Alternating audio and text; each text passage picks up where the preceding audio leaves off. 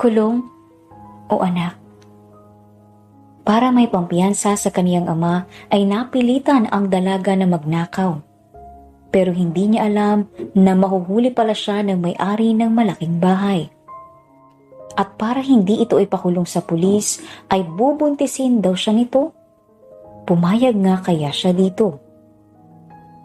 Mabilis ang pagtibok ng puso ni Zaina habang mahigpit ang kapit sa sanga ng puno.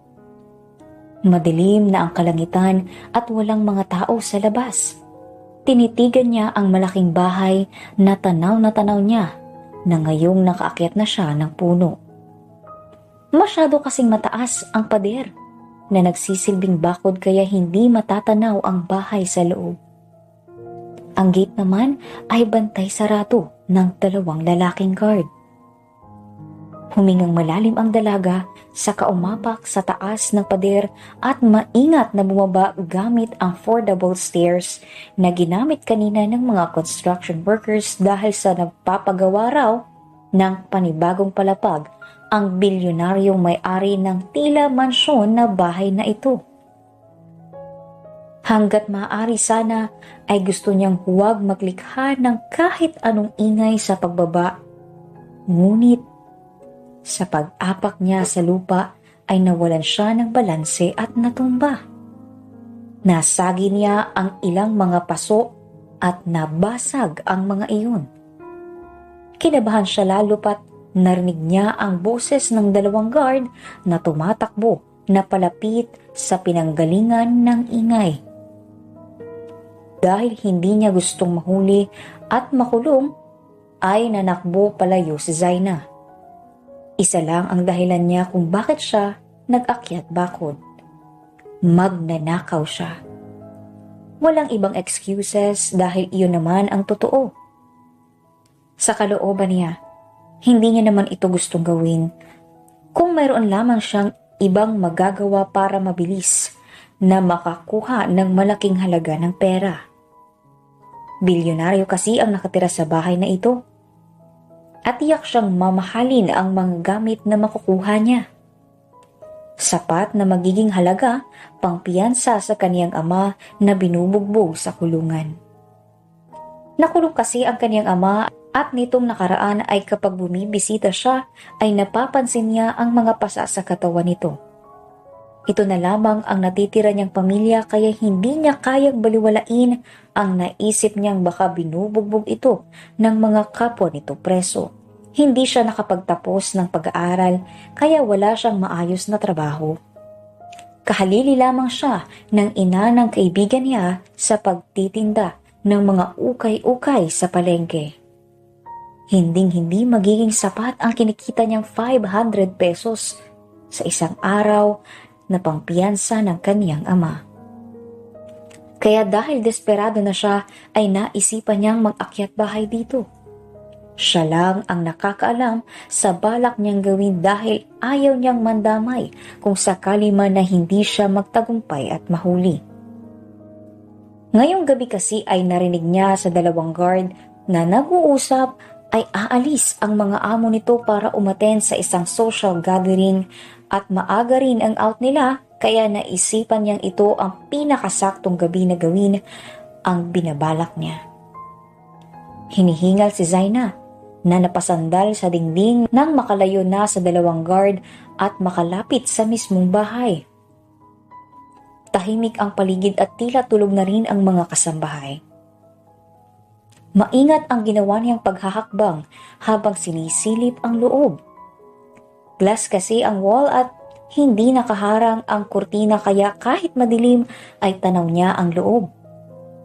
Gaya ng makikita mo sa normal na bahay ay may isang set ng sofa, mga maliliit na mesang may nakapatong na maliit na flower vase, mga painting sa pader at maliliit na cabinet. Pero sigurado siyang may malalaking halaga na alahas ang may-ari, ang maaari niyang makuha ngayong gabi. Sana walang alarm kapag sinubukan kong buksan ang pinto. Bulong niya sa sarili, saka kinuha ang hairpin mula sa kaniyang buhok at sinubukan na sundutin ang doorknob. Pinraktis niya ang pagbubukas ng nakalock na doorknob sa kaniyang sariling pinto. Kaya malaking kaluwagan sa dibdib niya nang bumukas ang pinto. Hindi siya gumawa ng kahit anong ingay. Saka pumasok sa loob at maingat na isinarang muli ang pinto para hindi malaman ng mga guard na may nakapasok na pala. Kinuha niya ang flashlight sa backpack na suot niya sa kainilawan ang madilim na sala. Sinubukan niyang magbuklat ng mga cabinet kung sakali man na mayroong mga alahas na nakatago doon, ngunit gaya ng ine-expect niya ay wala naman itong mga laman. Patuloy ang ginawa niyang pagtingin-tingin sa paligid at umaasang makakita ng bagay na malaki ang halaga. Kailangan ko talaga siguro pumasok sa mga kwarto. Bulong niya. Dahan-dahan siyang umakyat ng hagdan at mabilis na pumasok sa isa sa mga kwarto. Ngunit tila guest room lang naman ito dahil wala naman masyadong gamit. Inisa-isa niya ang mga kwarto ngunit wala siyang nakita na gamit na maaaring malaki ang halaga. Nang nakaramdam siya ng pagod ay sumandal siya sa pader at nagtago sa likod ng pintuan at doon nagpahinga saglit. Nilibot niya ang tingin. Habang hinihingal at napansin niya ang maliit na table na may nakapatong na picture frame. Dahil sa kuryosidad ay lumapit siya doon at dinampot ang picture frame. Tinapat niya ang flashlight dito at nakita ang larawan ng dalawang tao. Isang batang lalaki at isang babaeng sa tingin niya ay ina nito. Malaki at maaliwalas ang ngiti nilang dalawa habang buhat-buhat ang batang lalaki ng ina nito. Sumikip ang dibdib ni Zaina nang maalala ang sariling ina at ang mga alaala na naiwan nito sa kanya bago ito namatay. Biglang na-realize ni Zaina ang kaniyang ginawa. Paano niya nagawang mag-akyat bahay at may intensyon na gumawa ng masama? Kailanman ay hinding-hindi ito magugustuhan ng kaniyang ina. Pakiramdam niya ay isa siyang napakawalang kwentang tao. Agad siyang nagsisi at nagdalawang isip kung itutuloy niya pa ba ang binabalak. Hindi naman ako masamang tao. Kailangan ko lang talaga ng pera. Nang hihinang bulong niya sa kamahinang humikbi. Buo na ang kaniyang desisyon. Habang wala pa siyang nakukuhang gamit ay aalis na siya bago pa siya makagawa ng mas malaking kasalanan. Isang kahibangan ang naisip niyang solusyon. Pagnanakaw? Maling-mali iyon. Magnanakaw siya para mailabas sa kulungan ang kaniyang ama. Maraming paraan para kumita ng pera.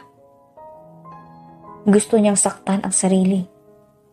Sigurado siyang kung malaman ito ng kaniyang ama ay magagalit ito sa kanya. Hindi nito gugustuhing makalaya kung mali naman ang paraan na ginamit.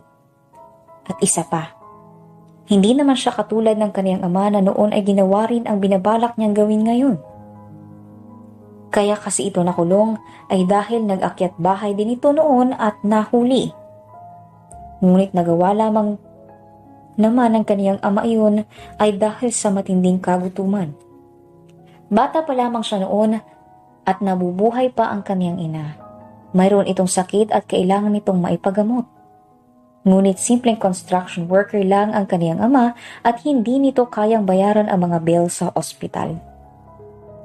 Wala na silang makain at pinapaalis na sila sa bahay na inuupahan nila.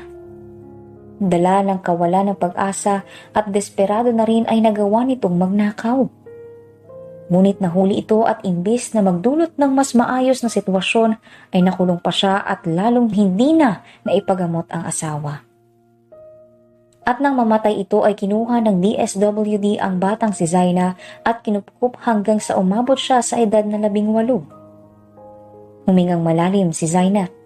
Saka na pagdesisyon ng huwag nang ituloy at umalis na lamang. Ngunit dahil malaki at malawak ang loob ng bahay ay hindi niya na matandaan kung saan siya nanggaling kanina. Madilim ang paligid at tila unti-unti nang humihina ang ilaw ng flashlight na hawak niya. Pinukpok niya iyon para umilaw ng maayos, ngunit sa halip ay namatay pa ito. Gustong sabunutan ni Zaina ang kaniyang sarili. Paano na ako makakalabas nito? Nang nag-aalalang pulong niya sa sarili. Napatalon siya sa gulat nang may marinig siyang kumakalabog hindi malayo sa kaniya at sa takot na baka mahuli ay agad siyang tumakbo palayo. Sakto naman at may nakita siyang glass door na bukas. Narinig niya rin ang tunog ng tubig at ang mga talsik nito. Pinangunahan siya ng kaba ngunit mas mahalaga sa kanya ang makalabas ng bahay. Madali na lamang tumakbo paalis kapag nakalabas na siya. Isang malalim na buntong hininga ang kaniyang pinakawalan bago mabilis na tumakbo palabas. Bumungad sa kaniya ang malawak na swimming pool, mga poste sa mga puno at likod ng isang lalaki na naliligo. Tila napako si Zaina sa kaniyang kinatatayuan nang makitang mayroong lalaki sa pool. Gusto niyang tumakbo ngunit natutok ang paningin niya sa matipunong pangangatawan ng lalaki. Huli na at wala na siyang nagawa nang lumingon ito sa bandang gawin niya at nagtama ang kanilang paningin. Bumilis ang pagtibok ng puso ni Zaina nang bumungad sa kaniya ang isang gwapong mukha nito at ang kunot nitong mga kilay nang makita siya. "Who are you?" Dumadagundong sa paligid ang galit at malalim na boses nito. Walang nagawa ang dalaga kundi ang mapapikit sa gulat. "Katapusan ko na," ang sabi niya sa kanyang isipan. Umahon sa pool ang lalaki at naglakad palapit sa kanya. "Don't you dare to try to run or I'll let you get eaten by our pit bulls." Pagbabanta nito na nagpanginig kay Zaina sa takot. Naisip niya ang nakakatakot na mga aso at ang posibilidad na lapain siya ng mga ito. Patawad, huwag mo lang akong ipalapas sa mga aso. Hindi ako tatakbo." Natataranta niyang sagot. Ngunit nanatili ang masamang tingin sa kaniya ng lalaki hanggat sa tumigil ito sa tapat niya. Pakiramdam ni Zaina ay naubusan siya ng hininga lalo pa nang madiin na hinawakan nito ang kaniyang braso. "You burglar!" sambit nito. Nagangat siya ng tingin. Patawad, wala pa naman ako nakukuhang kahit na ano. Parang awa mo na." Gusto niyang sakta ng sarili niya. Hindi na nga ito nag-akyat bahay tapos siya pa itong may ganang humingi ng pabor. Buong akala ni Zaina ay walang tao ngayong gabi bukod sa mga guards. Hindi ba't may a-attendan daw itong social gathering? Kaya pala hindi ko gustong umattend sa event ngayon. May mahuhuli pala akong magnanakaw. Dagdag pa ng lalaki. "Totoo ang sinabi ko. Wala pa talaga akong nakukuhang kahit should I call the police?"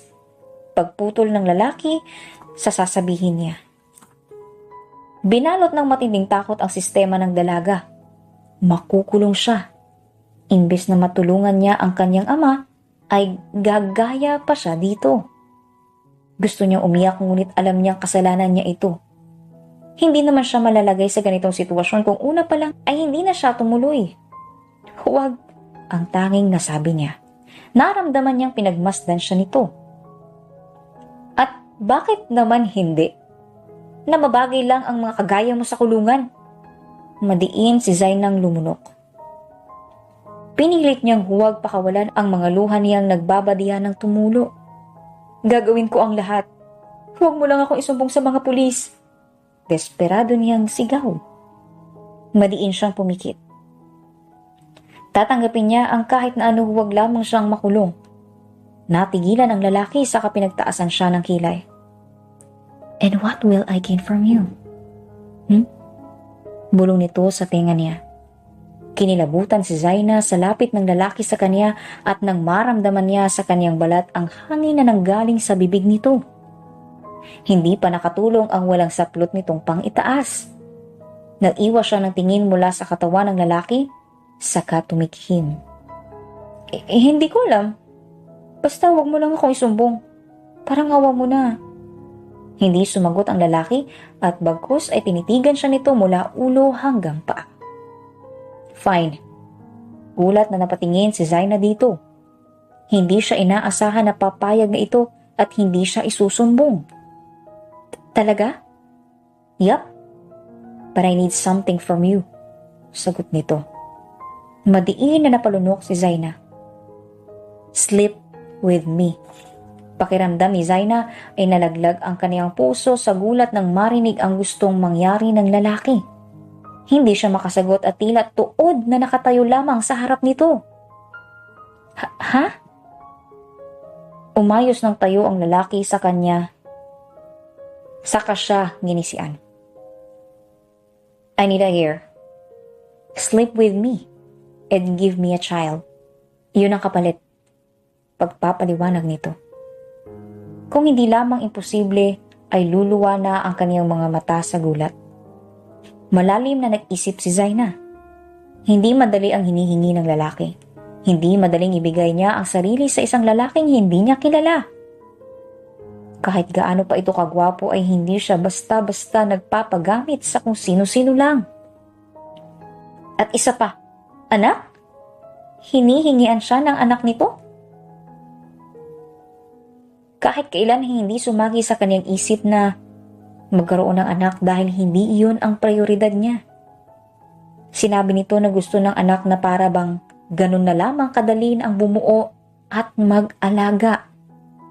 Ngunit hindi niya naman magawang tanggihan ang gusto nito. Dahil mapapahamak naman siya at makukulong kung hindi siya papayag. Huminga siyang malalim sa kasinalubong ang mga mata ng lalaki. Sige, papayag ako. Pero, pwede ba akong magtanong? Sure. Ganon lang ba kadali sa'yo ang mag-alok ng isang gabi sa babae at humingi ng anak dito? Tanong niya. Nanatiling nakatitig sa kanya ang lalaki. I have a reason. At nagkakamali ka. Hindi ako basta-basta nag-aalok sa isang babae.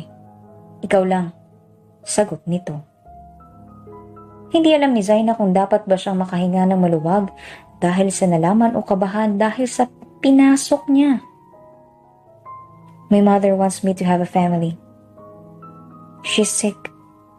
At gusto kong tuparin ang hiling niya bago siya mawala. Nahimigan si Zaina ang lungkot sa tono nito kaya nakaramdam siya dito ng awa. Pero, hindi ba magsisinungaling ka sa kanya? Sigurado ako na gusto niyang masiguro na mayroon kang pamilya na magmamahal sa'yo bago siya mawala. Kung magkaroon tayo ng anak at ipakilala mo sa kanya, hindi ba't lilinlangin lang natin siya? Dahil nagkaroon lang tayo ng kasunduan at naging pamilya tayo hindi dahil sa pagmamahal. Sandaling katahimikan ang namayani. Malalim na nag-isip ang lalaki. You have a point. Pero mas gugustuhin ko pa rin iyon. Kesa iwan niya kung hindi ako nakakapagdala ng apo sa kanya. Napabuntong hininga na lamang si Zaina sa katumango. Sige, gagawin ko ang gusto mo. Basta wag mo akong ipakulong. At para na rin sa mama mo. Sa hindi inaasahang sitwasyon at ang intensyon na magnakaw, ay hindi inakala ni Zaina na mapapadpad siya sa isang madilim na kwarto kasama ang lalaking nakahuli sa kanya. Hindi na siya pwedeng umatras. Haharapin niya ang gulong pinasok niya. Para sa ina ng lalaking ito at para sa ama niya. Sandali. Kabadong sambit niya na marinig niya ang pagsarado ng pinto. Why? Rinig niya ang boses nito. Magkakaroon ba kami ng sustento? Kailangan ko ng pera kaya, of course. Hindi naman madali ang hinihingi ko sa'yo. I'm willing to pay. Napangiwi si Zaina. Sa tunog na iyon ay para na rin siyang naging bayaring babae. Ngunit napanatag naman ang kaniyang kalooban. Napasinghap siya nang maramdaman ng unti-unting paglapit ng lalaki sa kaniya. Tanging ilaw lang na nanggagaling sa buwan ang nagsisilbing liwanag. Kumalabog ng malakas ang puso niya. Ito na ba? Ibibigay niya na ba ang sarili niya sa isang lalaki? Napanatili siya nang matumba siya sa malambot na kama. Are you okay? Rinig niyang tanong ng lalaki. Oo. Halos marinig ni Zaina na ang sariling tibok ng puso niya nang lumubog na rin ang kabilang bahagi ng kama at nagtama ang balat nilang dalawa. Are you ready? Tanong nito. Napalunok si Zaina. Sa tono kasi ng boses nito ay tila nag-init ang katawan niya. Ito na yata talaga. Oo. Napatili nang maramdaman niyang pumatong na ito sa kanya. Sandali! Tarantang sigaw niya nang nagpagulat sa lalaki. Bakit? Kinakabahang natawa si Zaina. Sige, tuloy mo na. Muling kumalabog ang puso niya nang unti-unting lumapit ang mukha nito sa kanya. Sandali! Muli niyang sigaw. Muli namang tumayo ang lalaki sa kanya at tila naasar na. What now? Yung pangalan mo? Ano yung pangalan mo? Humingang malalim ang lalaki na tila ba nabibitin dahil sa kanya. I'm Sian. Happy now? Sian. Ang ganda naman ng pangalan niya. How about you? Anong pangalan mo? Zaina. Okay, Zaina. Are you really sure about this? Parang nagdadalawang isip ka yata. Umiling ang dalaga. Sigurado na ako. Determinadong sagot niya. Muli na namang kumakabog ang puso niya nang lumapit na naman ang mukha ni Sian sa kanya. Hindi niya na natapos pa dahil siniil na ni Sian ang labi niya para sa isang halik. Tuluyan na ngang binigay ang sarili niya kay Sian nung gabing iyon. Kinabukasan ay nagising siya sa matinding sakit na nanggagaling sa pagitan ng kaniyang dalawang hita. Nagising din siya dahil sa liwanag na nanggagaling sa bintana. Nakatutok pala ang sinag ng araw sa mukha niya. Wala na si Sian sa tabi niya nang magising siya. Ngunit nakarinig siya ng tunog ng mantikang napapainitan mula sa baba. At nag-ayos si Zaina ng higa nang bumukas ang pinto at pumasok si Sian na may hawak na tray ng pagkain. Good morning, bati nito. Nag-init ang mukha ni Zaina lalo pa nang maalala niya ang mga nangyari sa kanilang dalawa kagabi. Good morning, bati niya pabalik. Naglakad si Sian palapit sa kanya, sa kanito nilapag ang tray sa kama. I fried some hot dogs and egg for you. Yan lang ang kaya kong lutuin, sambit nito. Maliit na ngumiti si Zaina. Nako, salamat. Nakakaya nga eh. Namumula niyang sagot. Nakita niya ang maliit na pagngiti nito sa kanya at pakiramdam niya ay may mga paru-parong nagliliparan sa loob ng tiyan niya. Ito ba yung sinasabi nilang butterflies in my stomach? Tumikim siya at saka nag-iwas ng tingin. Thank you. Maya-maya sambit nito kaya't muling binalik niya ang paningin kay Sian. Thank you for doing this for me, Zaina. I was a jerk last night. I was desperate and I took the chance when I saw you vulnerable. Sinamantala kong takot ka. Hindi inaasahan ni Zaina na sasabihin sa kanya ito ni Sian.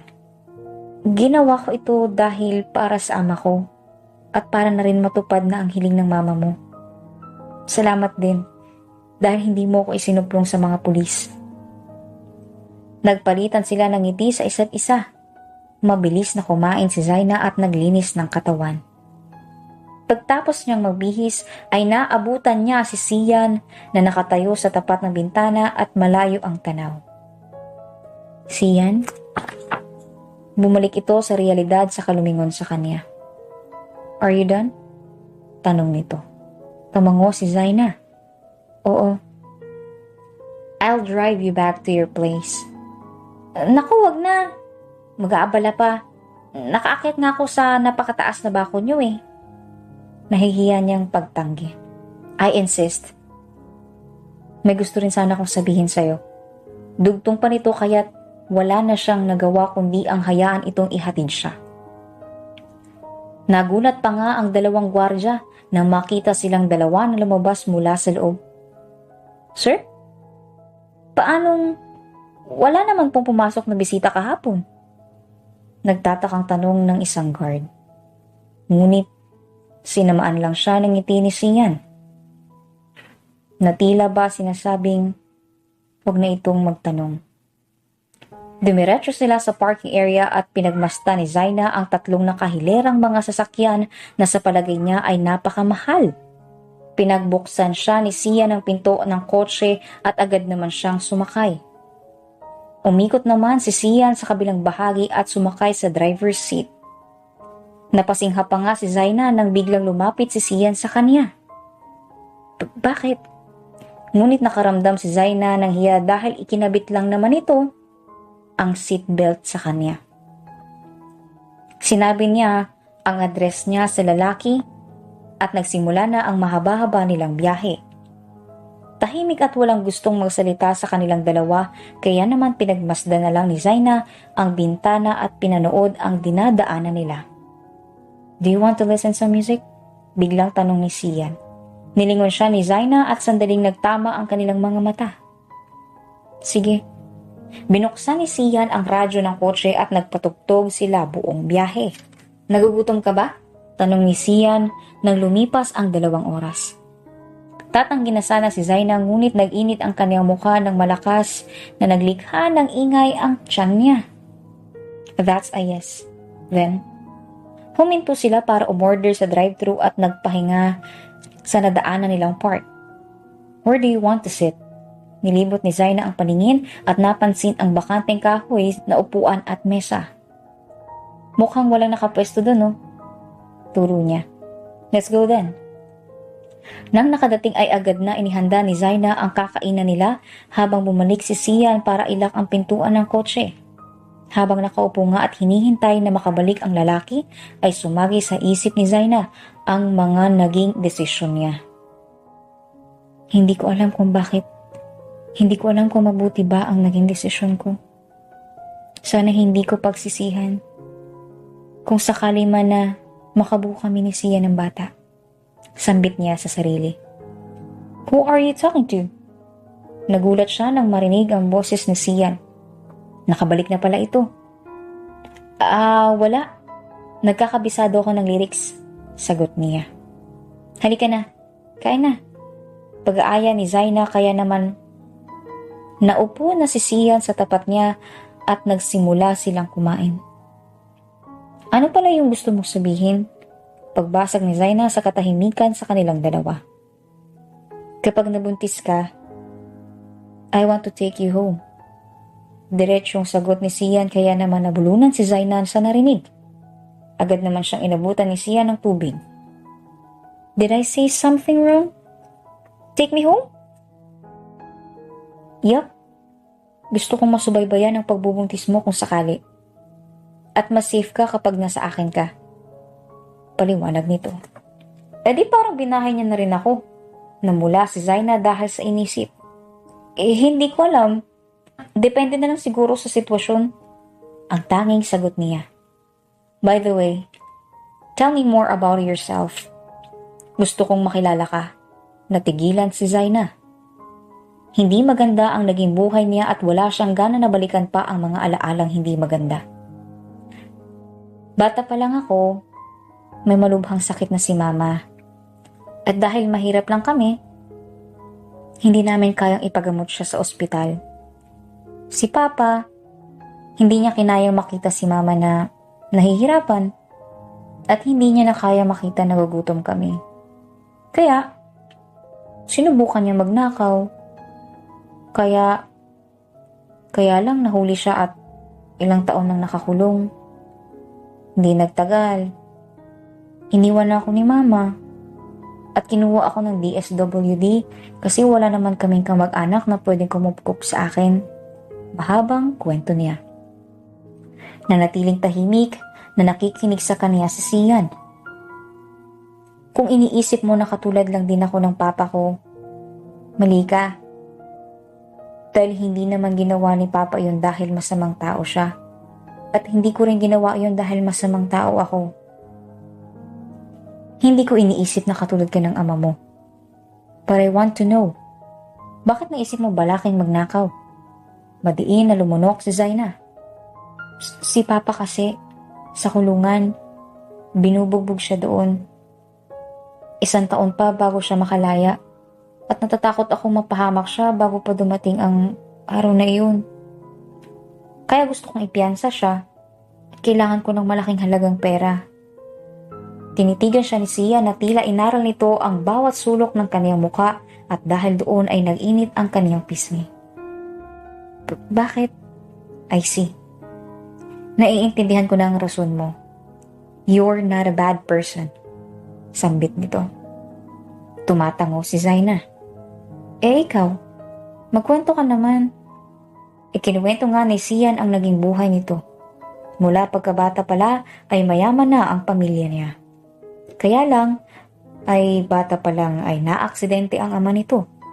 Simula noon ay inaral niya kung paano ang mag-manage ng kumpanyang iniwan nito.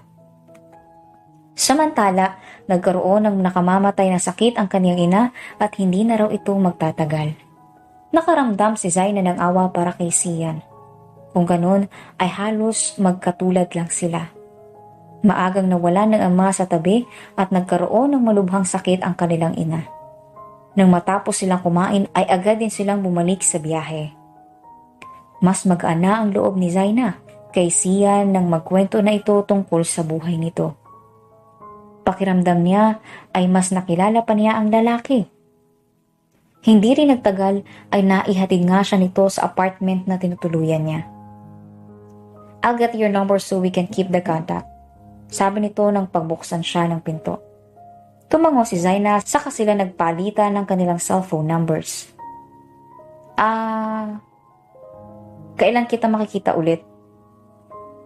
Tumitig sa kanya si Sian. Saka may maliit na ngiting sumilay sa labi nito na naging dahilan ng pagbilis ng tibok ng puso ni Zaina. Hindi ito maganda. Isang gabi pa lamang silang magkakilala ngunit pakiramdam niya ay unti-unti na siyang nagkakagusto sa lalaki. Lumipas ang 2 linggo at hindi pa nagkaroon ng libreng oras si Sian para dalawin siya. Ngunit hindi naman ito pumapalya sa pagtitek sa kanya at pangangamusta. Ngayon ay kakagaling lang ni Zaina sa presinto dahil binisita niya ang kaniyang ama. Gaya ng hula niya, ay mayroon na naman itong mga bagong pasa. Dahil din sa mga nakita niya, kaya nakaramdam siya ng lungkot. Walang gana niyang binuksan ang pinto ng apartment saka binagsak ang sarili sa sofa. Tumitig siya sa kisame. Bukas ang muling pagkikita nila ni Sian. Wala daw itong gagawin bukas at gustong makita siya. Ikinalma niya ang kumakabog niyang puso sa isiping makikita niya muli ang lalaki bukas. Tumayo na siya at bitbit ang lutong ulam na nabili ay nilapag niya iyon sa mesa. Ngunit nang magsimula siyang maglakad ay biglang umikot ang paningin ni Zaina. Napakapit siya sa dingding ngunit nagdidilim na rin ang mundo niya. Zaina? May dala akong ulam. Pinapabigay ni Mama. Ako ito, si Stella. Rinig niyang boses ng kaibigan niyang si Stella. Ngunit wala na siyang lakas para sumagot dahil bumagsak na siya sa sahig. Zaina, papasok ako ha. Binuksan ng dalaga ang pintuan at gano'n na lamang ang gulat niya nang makita ang kaibigan na nakahandusay sa sahig.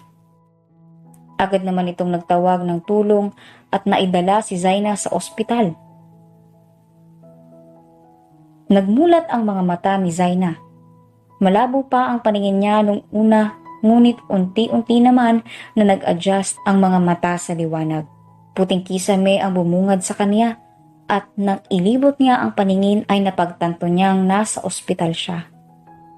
May nurse na papalabas na sana ng kwarto ngunit tinawag niya ito. Gising na po pala kayo, ma'am. Sandali po at tatawagin ko si Duke at pati na rin ang kaibigan mong nagdala sa inyo sa ospital. Nakangiti nitong tugon, saka lumabas. 2 minuto ang lumipas at muling bumukas ang pinto.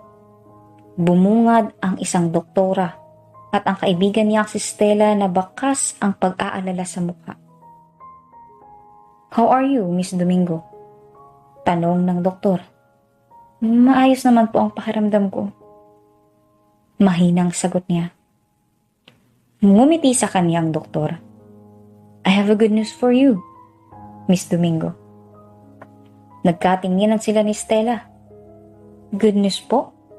You are 2 weeks pregnant, Miss Domingo." Natigilan si Zaina sa kaunang pumasok sa kanyang isipan ay si Sian. Kahit na kumakalabog ang puso niya dahil sa balitang narinig ay natuwa siya.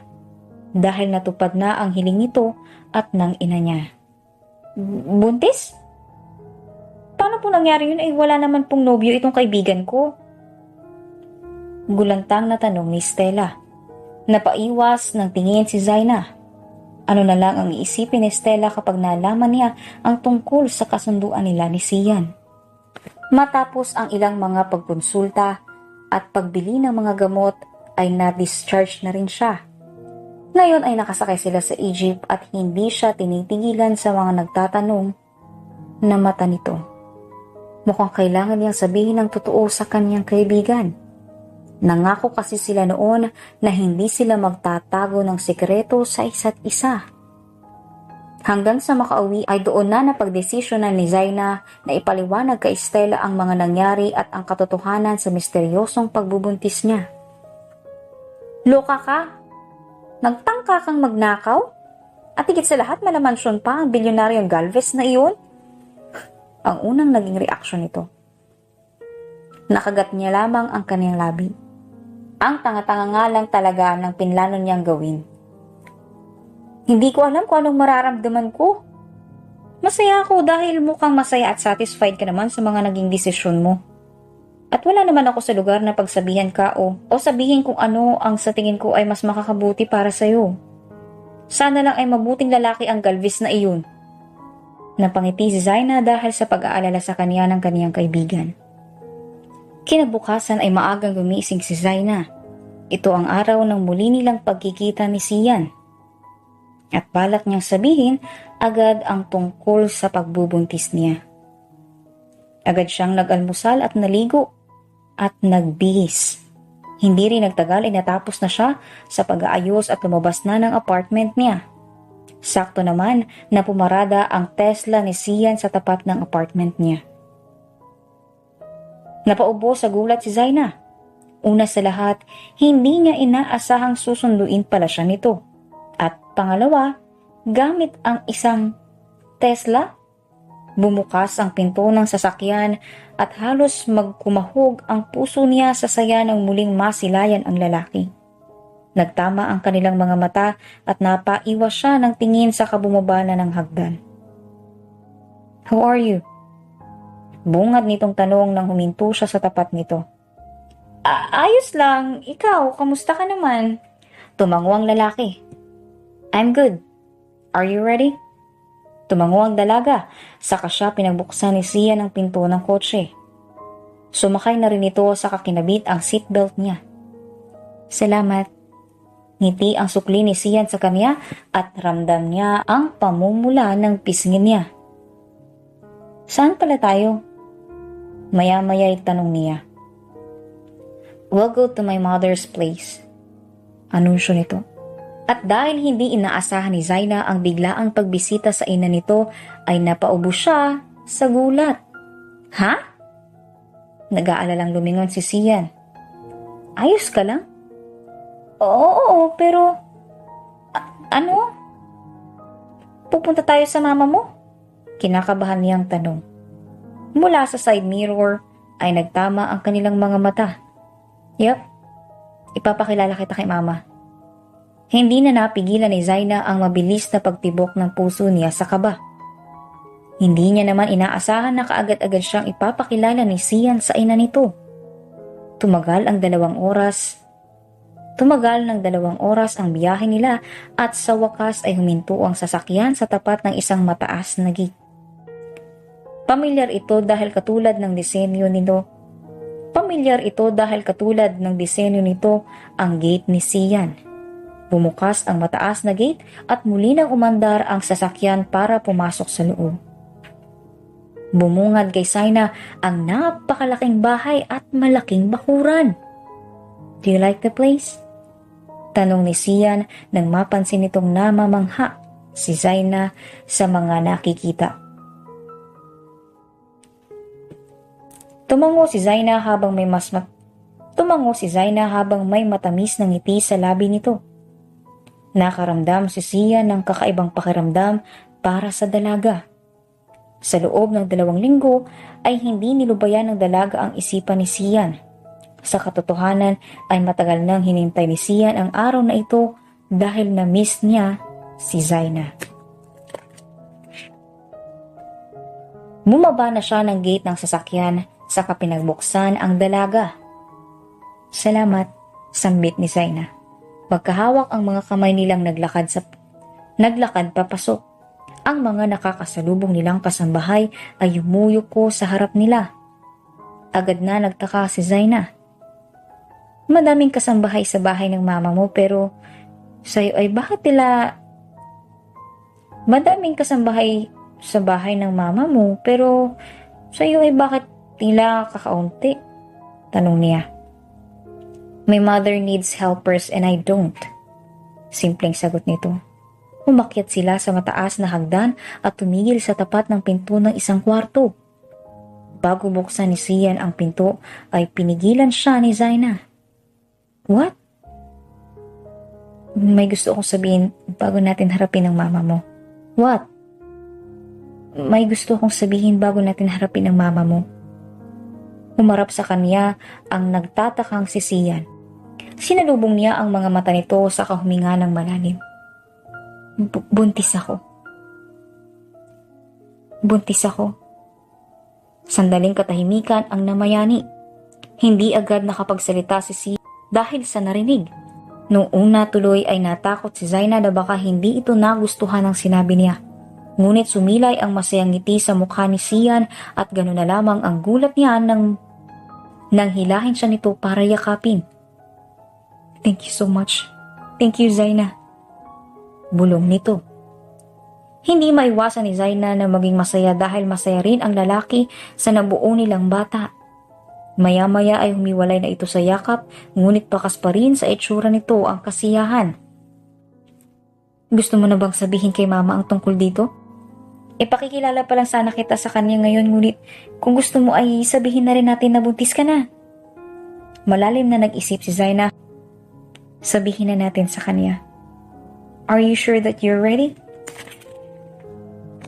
Tumango si Zaina bilang sagot. Isang ngiti ang ibinigay sa kanya ni Sian sa kanito tuluyang binuksan ng pinto. Bumungad sa kanila ang isang may edad na babaeng nakaupo sa kama at nakasandal sa headboard. May hawak itong libro ngunit sa bintana ito nakatanaw. Lumingon ito sa kanya at napagmasdan ni Zaina ang maganda nitong mukha. Kahit na medyo kulubot ang mga balat nito, ay hindi pa rin maitatago ang kagandahan ng babae. May malaking pagkakahawig rin ito kay Sian. Parehas ang hugis ng kanilang mga mata.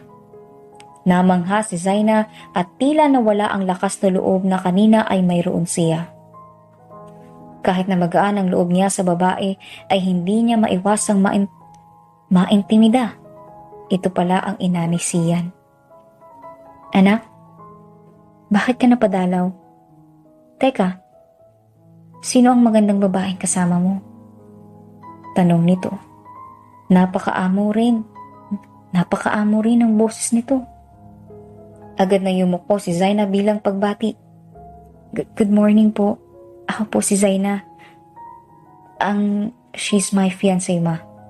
Sambit ni Sian. Nakagat na lamang ni Zaina ang labi niya dahil sa straight to the point na sinabi ni Sian.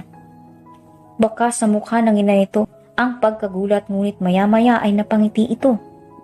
"Fiancé? Totoo ba?" Lumipat ang tingin nito sa kanya, kaya naman agad siyang napaayos ng tayo. Opo, pasensya na po kung binigla namin kayo. Ma, she's also pregnant with my child. Dagdag pa ni Sian at napanganga na lang si Zaina. Hindi ba nito alam ang katagang one at a time? Lalong nagulat ang ina nito. Pregnant? Nagtama ang kanilang mga mata. Inakala pa nga ni Zaina ay hindi nagustuhan ng babae ang mga narinig at nalaman, ngunit gano'n na lamang ang paggaan ng loob ni Zaina nang ngumiti sa kaniya ang babae. Oh my! That surprised me! Halika, maupo kayo at kwentuhan niyo ako. Sambit nito nang makabawi sa pagkabigla. Nagkatinginan silang dalawa ni Sian at nginitian siya nito na tila ba sinasabing huwag na siyang mag-alala dahil mabait naman ang ina nito. Nahihiyang naupo si Zaina sa sofa na nakapwesto sa tabi ng kama. Hindi siya nalulubayan ng maamong mga mata ng ina ni Sian na tila ba pinapanood kung paano siya gumalaw. I'm Anastasia. Nice to meet you, Zaina. Nice to meet you din po, ma'am. Mahinhin itong tumawa. You can just call me Ma. Magiging asawa ka na ng anak ko. At ikaw ang ina na magiging apo ko. Napangiti ang dalaga. Opo, Ma. Sian, iho. Dapat nagsasabi ka kapag bibisita ka at lalo pat kasama mo pala ang magiging asawa mo. I was shocked. Napakamot pa ng batok si Sian. Sorry po. Marami kayong kwento sa akin. Marami kayong ikikwento sa akin. Tell me how you two first met. Excited na sabi ni Anastasia. Sabay na napaubo ang dalawa. Ikikwento kung paano siya nag-akyat bahay at nagbalak magnakaw sa bahay ni Sian. We met at the coffee shop, Ma. Pareho kami customers and we had a conversation that soon brought us some feelings for each other. Pagsisinungaling ni Sian. Hindi maiwasang matawa ni Zaina sa kaniyang isip. Sa coffee shop? Ang galing naman pala gumawa ng kwento ni Sian. Masayang natawa ang ina nito. Ang romantic naman. Dahil sa naging reaksyon nito, ay nakaramdam lalo si Zaina ng konsensya dahil nagsisinungaling lamang sila. Pero ito ang napag-usapan nilang dalawa ni Sian. Hindi siya palagay sa nagsisinungaling, makakapanakit sila ng damdamin ng isang tao kung sakali man na malaman ng mama niya ang katotohanan sa relasyon nilang dalawa. Tumagal ang kwentuhan nilang tatlo at lalo lamang nadagdagan ang mga maling kwento nila. Tiyak siyang lalamunin lamang siya ng konsensya pag uwi niya. Hindi ba kayo nagugutom? Magpapahanda ako kay Nina ng makakain natin. Maya-maya ay pag-aaya ni Anastasia. Let's eat. Inalalayan nito ang ina nito na bumaba sa kama habang sumunod naman si Zaina palabas. Kung nakakapaglakad lang ako ng maayos ay igagala kita sa buong bahay, Zaina. Ay, kung wala lang akong karamdaman. Natatawang sabi nito. Napangiti si Zaina. Mabait ito at palatawa. Hindi nito deserve na rinlangin. Dumiretso sila sa kusina at lalo lamang namangha si Zaina sa mga nakikita niyang kumpletong mga kagamitan. Oven, induction, fridge, at iba pa.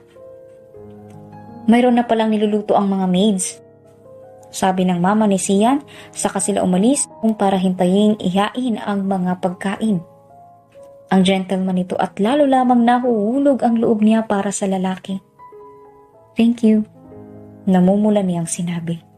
Napansin niya ang titig ng ina nito kaya naman nagtatakang nagtanong siya dito. May dumi po ba sa mukha ko? There's nothing on your face, Zaina. Sabat ni Zian na pinapanood ang pagtitinginan ng ina at fiancé niya.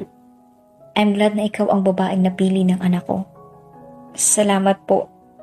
Masaya rin po ako na ako ang napili ng anak niyo. Tugon niya at narinig niya ang mahinang pagtawa ni Sian sa tabi niya. Palokong sinama niya ito ng tingin ngunit isang ngisi lang ang ibinigay nito sa kanya.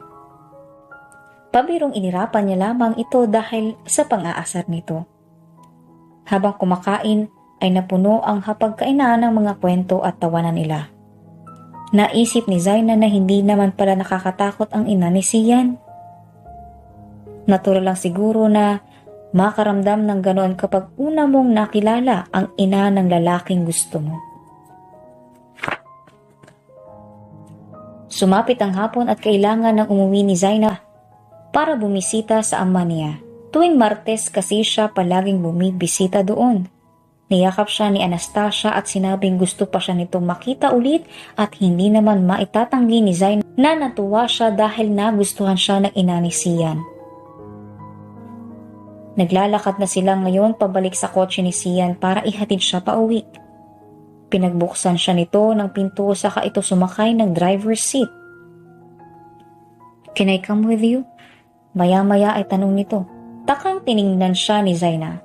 "Ha? Pinakilala kita kay Ma. Gusto ko ring makilala ang papa mo." Sambit ni Sian habang nakatingin ng diretsyo sa kaniyang mga mata. Sige. Nagsimula na ang biyahe nila papunta sa kulungan kung saan nandoon ang kaniyang ama. Hindi naman siya gaanong kinakabahan dahil mabait naman ang papa niya. Hindi ito yung tipong mahigpit sa kanya pagdating sa pagbo-boyfriend. Ngunit tiyak siyang mabibigla ito kapag nalamang hindi lang siya ikakasal, magkakaroon pa ito ng apo. Sa iniisip ay napahawak siya sa kaniyang tiyan. Sa susunod na mga buwan ay magsisimula ng umumbok ang tiyan niya. "What is he like?" Pagbasag ni Sian sa katahimikan. Napalingon sa gawin niya si Zaina. Mabait siya. Siya yung tipo ng tao na hindi kayang gumanti kahit na nadedehado na. Mapag-alaga at mapagmahal. Kaya nasasaktan ako kapag nakikita kong nahihirapan siya doon. Paliwanag niya. Ang boses niya ay may himig ng kalungkutan na napansin ng lalaki. "Zaina, papayag ka ba kung ako na ang magbabayad ng piyansa ng papa mo?" Gulat na nanlaki ang mga mata ni Zaina. "Ha? Bakit? Hindi mo naman siya kilala." Hindi makapaniwalang turan niya. Siya ang dahilan kung bakit ka nasa bahay ko nung gabing iyon. Siya ang natitira mong pamilya. Hindi ko alam kung paano ka pasasalamatan sa pagpayag magpakasal sa akin at sa pagbigay sa akin ng magiging anak. This is the least I can do. Natahimik si Zaina. Wala siya sa lugar para tumanggi. Ito na ang himalang hinihingi niya. Ang may mabuting loob na tutulong sa kanya at makalaya na ang kaniyang ama. Kaya naluluhan niyang sinalubong ang mga mata ni Sian sa katumango. "Maraming salamat." "Thank you too." Makalipas ang ilang pang minuto at huminto ang sasakyan sa parking lot ng presinto. Bumaba sila ng sasakyan at pumasok sa loob. Hanggang mamayang alas 9 ang visiting hours kaya makakahabol pa tayo. Tumango si Sian. Kinausap niya ang isa sa mga pulis na naging kakilala niya na dahil sa madalas niyang pagbisita.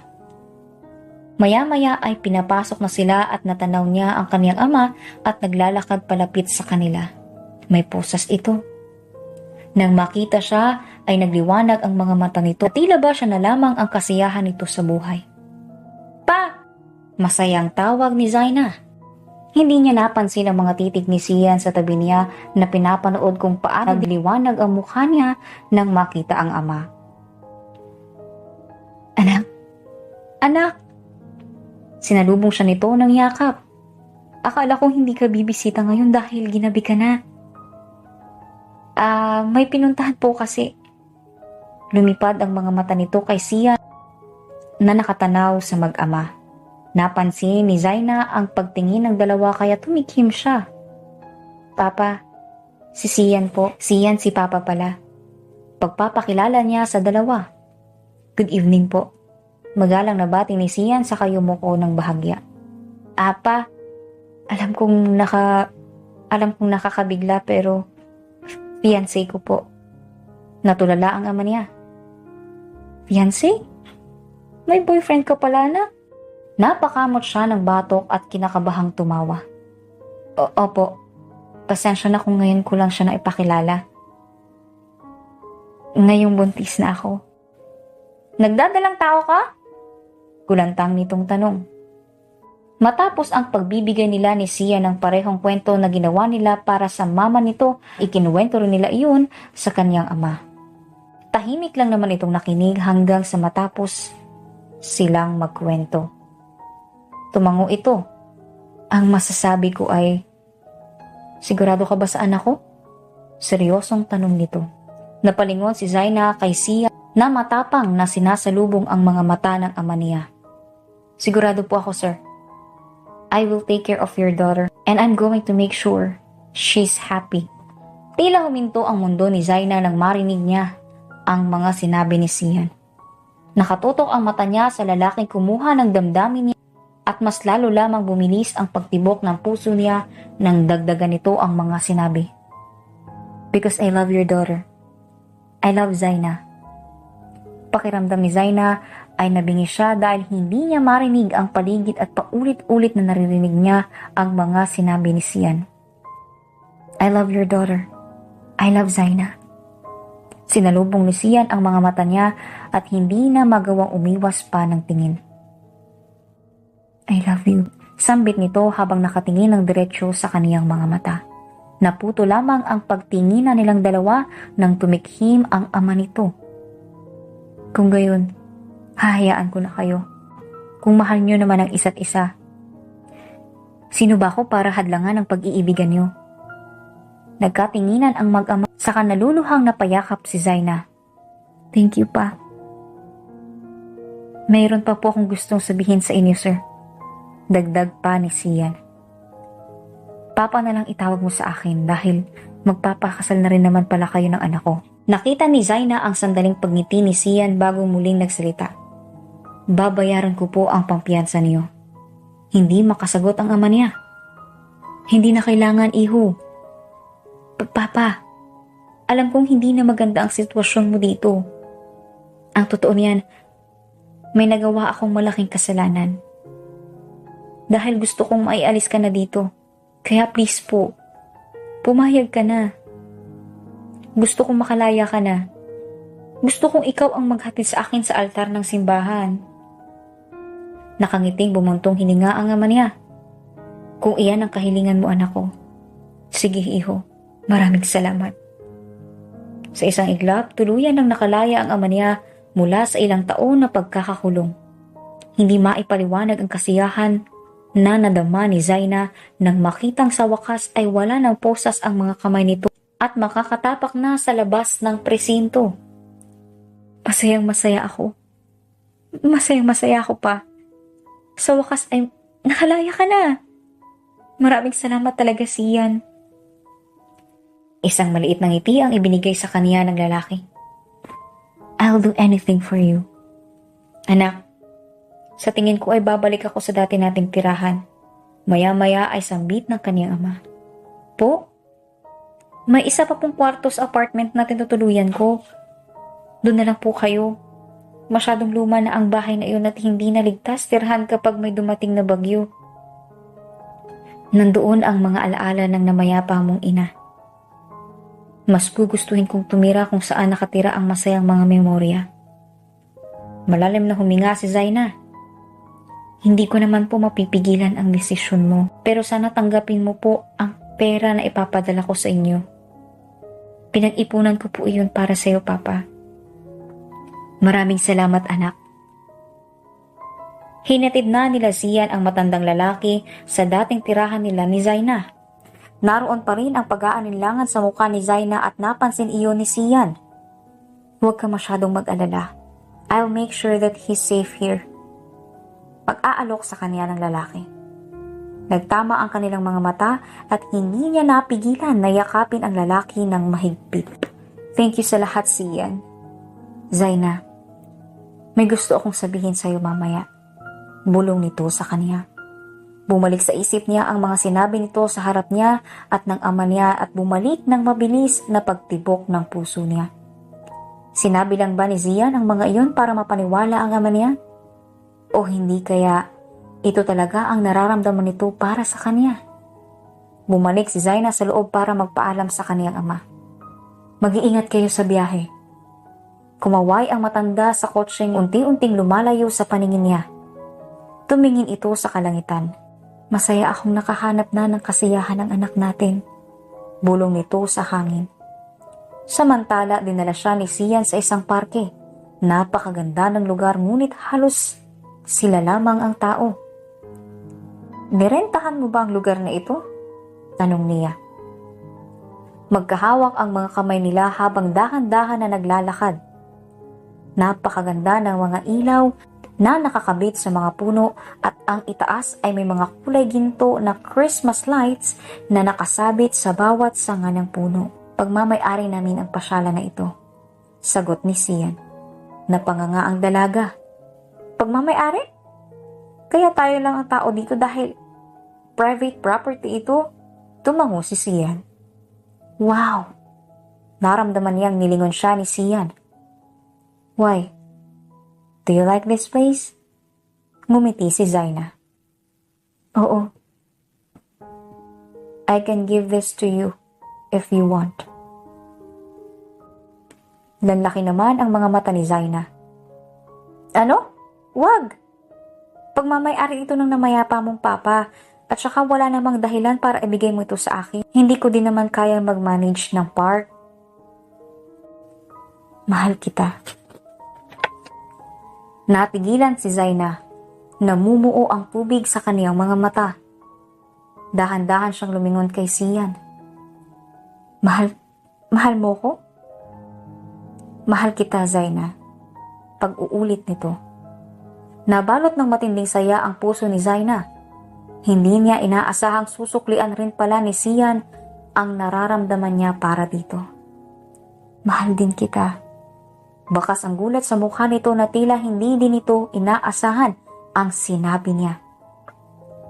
Hindi ko alam kung kailan nagsimula at alam kong saglit na panahon pa lang tayo nagkakilala.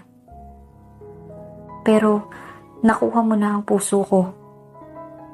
At dahil sa ginawa mo para sa amin ni Papa, mas lalo lang akong nakasiguro na sa nararamdaman ko para sa'yo. Sambit niya. Nagulat siya nang hilahan siya ni Sian at siniil ito ng halik ang labi niya. Ilang araw ang lumipas at muling may kailangang asikasuhin si Sian sa kumpanya nito. Hindi naman ito tumigil sa pagpapadala sa kanya ng mga prutas at pagkain. Sa Sabado ay doon na siya titira sa bahay nito. Nakausap na nito ang ama niya at binigay na sa kanila ang blessings nito. Habang hindi pa sila muna nagkikita, ay unti-unti na ang ginawang paglilipat ng mga gamit niya. Napansin niyang hindi niya gusto ang amoy ng dalandan kahit na paborito niya naman iyon dati. Ganito talaga siguro ang nagagawa ng pagbubuntis. Dumating ang araw ng Sabado at naghihintay siya sa tapat ng pinto. Susunduin siya ni Sian dahil sa wakas ay natapos na ito sa inaasikaso nito. Malayo pa lang ay tanaw na niya ang sasakyan nito na papalapit sa tapat ng apartment niya. Huminto ang sasakyan at bumukas ang pinto niyon. Tinakbo niya ng yakap si Sian. Ilang araw silang hindi nagkita at na-miss niya ang lalaki. Are you ready? Masuyo nitong tanong sa kanya. Nakangiti siyang tumango. Ay, Captain! Pabiro niyang sabi. Sabay silang tumawa, saka siya inalalayan na pumasok sa loob ng kotse. Gusto mo bang mag-drive-thru? Tanong nito habang nasa biyahe sila. Kahit ano, basta makakain. Hindi naman nagtagal pa ang biyahe nila at nakadating na sila ng bahay ni Sian. Napangiti si Zaina nang muling masilayan ang mataas na bakod at ang dalawang guard na walang kaalam-alam na naisahan niya pala nung gabing iyon. Natuwa siya nang isipin nung una niyang punta dito ay para manloob at magnakaw pero heto't dito rin pala siya titira. Nang makapag-park na ang sasakyan ay inalalayan siya muli ni Sian bumaba ng kotse. Welcome to your new home, Zaina. Malambing na sambit ni Sian. Lumipas ang 6 na buwan at lumaki na ang umbok sa tiyan ni Zaina. Nanibago siya noong una dahil hindi siya sanay na makita ang tiyan niyang tila may lobo sa loob. At nang magsimula din ang paglilihi niya ay umuwi si Sian mula sa trabaho nito. Isang pagkakataon nga ay natutulog sila nang magising si Zaina. 4:00 na ng madaling araw ngunit nakaramdam siya ng matinding cravings para sa pakwan. Malayo-layo ang palengke pati na rin ang mga supermarket. Niyugyug niya ang natutulog na si Sian sa tabi niya. "Why?" tanong nito habang nagpupungas pa. "Pakwan," mahinang bulong ni Zaina. Nahihiya siya dahil ginising niya pa ito sa kasarapan ng tulog pero gustong-gusto niya talagang kumain ng pakwan.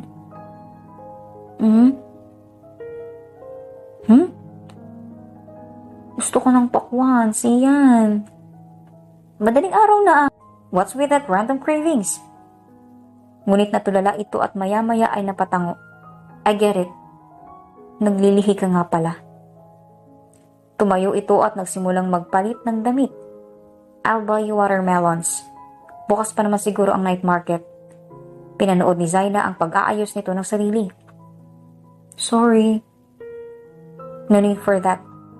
Gagawin ko ang lahat para masatisfy ang tiyan mo. Para na rin to kay baby. Nagsuot ito ng sinturon saka kinuha ang wallet. Sigurado ka bang okay lang sa'yo? Anong oras na rin? It's fine. Nang matapos sa pag-aayos ay naglakad ito palapit sa kanya saka hinalikan siya sa noo. I'll be back. I love you. Mag-iingat ka. I love you too.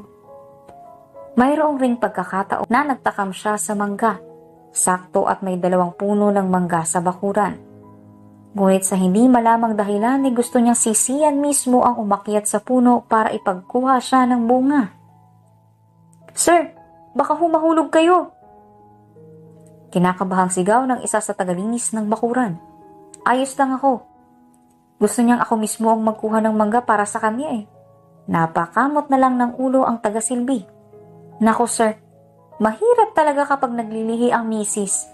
Nang matapos sa pagkukuha ng mangga ay maingat na bumaba si Sian at hinihingal na naglalakad papasok para ibigay kay Zaina ang mga nakuha nitong bunga. Nagpupunas pa lang ito ng pawis ngunit napigilan ng makita ang pagsisimangot ng mukha ng maganda niyang fiancé. Ayaw ko na pala ng mangga. Gusto ko ng milk tea. At dahil mapagpasensya siya, ay naintindihan niya naman ang dahilan kung bakit nagkakaganito si Zaina ay bumuntong hininga na lamang ito saka umalis para bilhan siya ng milk tea. Natawa si Zaina nang maalala ang mga ginawa ni Sian para sa kanya noong matindi ang paglilihi niya. Hinihimas niya ang tiyan habang nakatitig sa mga bulaklak sa hardin. Baby, lumabas kang malusog ha para hindi masayang ang efforts ng daddy mo. Natatawa niyang bulong. Lumipas pa ang ilang buwan at araw na ng kapanganakan niya. Kinawagan ng isa sa mga kasambahay si Sian na nasa kumpanya ngayon. Inalalayan siya ng mga lalaking taga-silbi at dahan-dahan na isinakay siya sa kotse. Matindi ang sakit na nararamdaman niya at ang tanging nagawa niya na lang ay pigilan ang pag-iyak at ibulong ang pangalan ni Sian. Agad naman na dumalo sa ospital ang lalaki nang marinig ang nangyari kay Zaina. Kinakabahan siya ngunit naroon ang excitement. Sa wakas, sa loob ng 9 na buwang paghihintay makikita niya na ang anak nila. Naroon siya sa tabi ni Zaina nang manganak ito. Mahigpit ang kapit ni Zaina sa kamay ni Sian habang inuutusan siya ng mga doktor na umiri. At hindi na nagtagal ang pagdudusa niya sa sakit at sa wakas ay nakarinig sila ng iyak ng sanggol. Pakiramdam nilang dalawa ay iyon na ang pinakamasayang nangyari sa buhay nila. Hinihili ni Zaina ang sanggol na nasa bisig niya.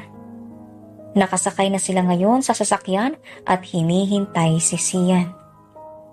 Pupunta sila sa bahay ng mama nito para maipakita nito ang anak nila. Tinawagan niya na ang kaniyang ama at nandoon na rin naman ito. Nagkakilala na ang kanilang mga magulang, ilang buwan na ang nakalipas. May blessings na sila sa ama niya at sa ina ni Sian. Oh, nandiyan na pala si Papa. Nakangiting sabi niya sa sanggol nang sumakay na rin sa loob si Sian. Are you ready? Isang tango ang ibinigay ni Zaina, saka nagsimula ang biyahe nila. Anong pakiramdam, Sian? Nasa wakas ay matutupad mo na ang hiling ng mama mo. Pagbasak niya sa katahimikan. I'm very happy. Lalo pat hindi rin naman naging pagsisinungaling nung sinabi kong mahal kita. Na mahal natin ang isa't isa. Nampangiti si Zaina. Dumating sila sa bahay ni Anastasia at agad na umakyat sa kwarto nito. Naabutan pa nga nila ito at ang ama niya na masayang nagkekwentuhan. Kumatok si Sian sa pinto at maya-maya'y bukas iyon.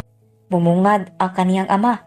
Bumaba ang tingin nito sa sanggol na nasa bisig niya. Ngumiti sila sa isa't isa. Ma, this is Shane, my daughter. Pakilala ni Sian nang makapasok na sila sa loob. Naluluhang pinagmasdan ni Anastasia ang sanggol.